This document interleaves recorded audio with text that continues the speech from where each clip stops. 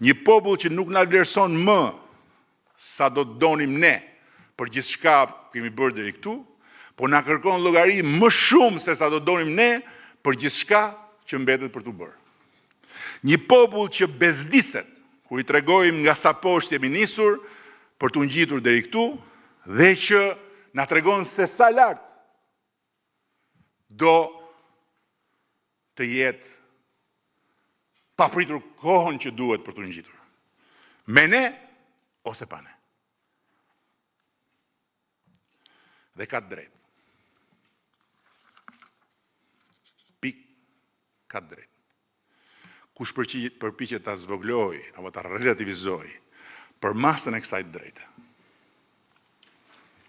që na e tregoi bulevardi i Flamingove, do zvoglohet dhe do relativizohet deri në irrelevancë. Madje, sa më i madh dhe i fortë jesh përballë kësaj drejte, aq më rrezik je. Nëse nuk e kupton se kjo e drejt është më e madhe dhe më e fortë se sa ti, qofsh dhe vetë Partia Socialiste, apo u quajtsh edhe Edi Rama po deshe. 3 mandate me radhë, ne folëm me gjuhën e fakteve, sa rrugë, sa shkolla, sa spitale, sa investime, sa turistë, sa rritje ekonomike, faktet janë dhe do të mbeten aty, kokëforësisht dëshmitare për ne që e transformuam këtë vend deri këtu, nga një realitet që bënte lajm vetëm për keq, me një shtet në gjunjë që s'kishte as drita, se gjysma paguante edhe për gjysmën tjetër, dhe me një emër të përbuzur, të shpërfillur ndërkombëtarisht, në një destinacion të dëshiruar, me një flamur ndërkombëtarisht të respektuar. Por kjo është histori. Ne jemi aktualitet. Kjo është histori. Në pasqyrën e bulevardit të Flamingove, unë pash një të vërtet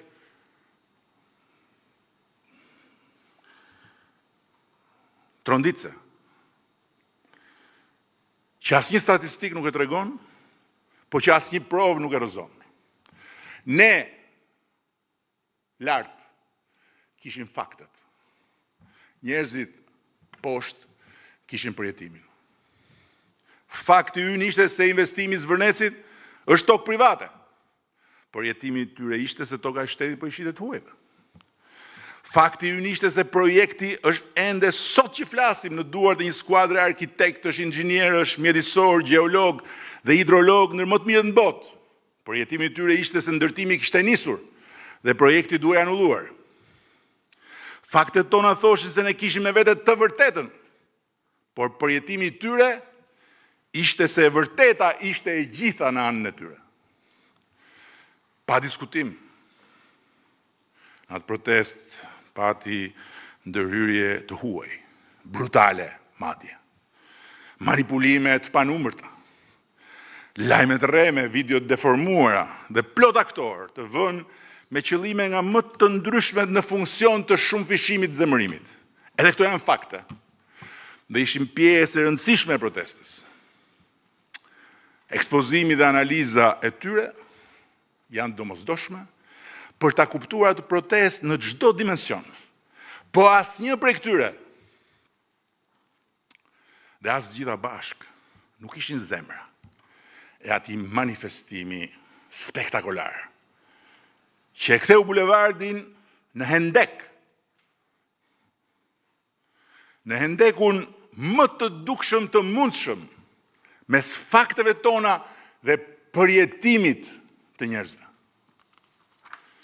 Përgjigja për themelin e atij hendeku nuk duhet kërkuar tek ato pjesët e bashkëngjitura të protestës, po duhet gjetur tek pritshmëritë e rritura të njerëzve dhe konflikti i tyre me përvojën e përditshme.